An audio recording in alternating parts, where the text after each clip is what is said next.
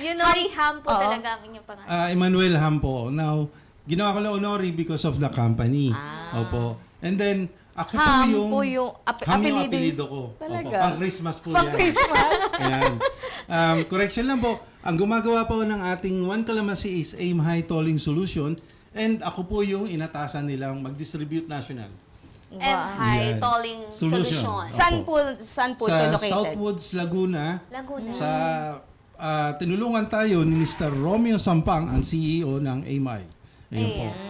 So, kayo lang po talaga ang Nagmamarket po, nagmamarket nag-distribute nito. at nagbibigay ng kabuhayan sa ating mga kababayan, national. Ayan. Nabanggit din natin yan sa intro. Yes.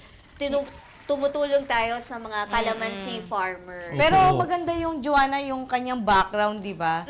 Yung parang... Pedicab driver, Oo, gasoline boy. Yes. Kumbaga, Opo, from totoo yan. sa baba, nakarating ka po sa kung saan ka naman marketer ka na. ngayon. Unang-una, nagpapasalamat ako sa taas po, sa ating Panginoon, at ginabayan niya yung buhay ko. Sabi nga nila, wala naman daw imposible sa pagtsatsaga at pagsisikap. Ako po kasi yung breadwinner sa aming pamilya. Taga saan po ba kayo? So, Santa Ana po ako lumaki. Santa Ana, Manila. Opo. So, Manila. sa Santa Ana Market, doon po ako pumipila before at the age of 11 ng as pedicab driver. And then, ako kasi yung breadwinner, 5 yung aking mga kapatid.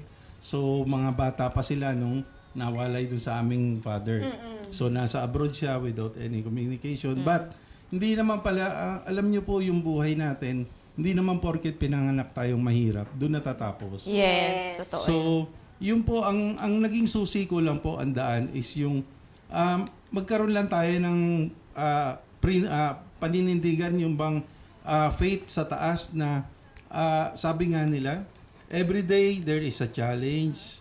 Every day we face many challenges and trials in life, but there's always hope and miracle. Yes. And speaking of miracle, sir, paano niyo po nakilala ang Ayun, yun po yung kwento ko. manufacturer? So, ayun po, nagmaaga ako nagtrabaho, the age of 11, pedicab driver, gasoline boy, security guard, janitor. Daming trabaho, Opo, lahat napasukan ko na. Then, pero magtataka kayo, graduate po ako ng elementary high school sa isang private school, St. Francis Santa Ana. Kasi yung aking grandfather is retired US Army. And then, yung pension niya, yun yung pinangtutustos niya sa akin. Eventually, nung sa makabilang buhay na siya, doon na. Kasi nga, ako lang bumubuhay sa mga kapatid ko.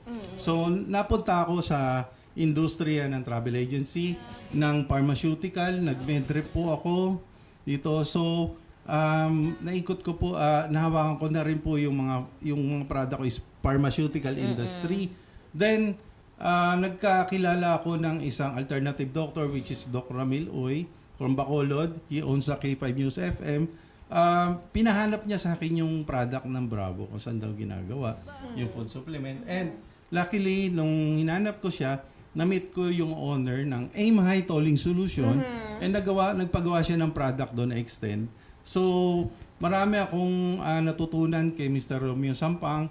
And then, nung nakita niya na puro gamot lang yung mga dinidistribute ko, and FYI, nung during pandemic po, ako po yung nakapag-deliver sa Watsons ng face mask. So, alam niyo po, alam mo yun, yung biglang, Connect na lang eh. Yes. Sa inyo naman po, yung inyong mga mission para sa kumpanya, pwedeng i-share sa atin. Opo, ito rin po yung aking masishare din po sa ating mga kababayan dyan na nag-a-assign na magkaroon din po ng sariling negosyo. Ang sa akin po, basta buo po yung loob nyo, pag-aaralan nyo lang po maigi kasi lahat naman ng bagay na pag-aaralan. Huwag po kayo mawawala ng pag-asa, tuloy lang po. Katulad po nito, binubuksan namin ang pintuan ng negosyo sa One Calamansi. I-grab nyo po at sigurado pong makakatulong sa inyo to. Oh, Pinoy, ito na ang ating panahon.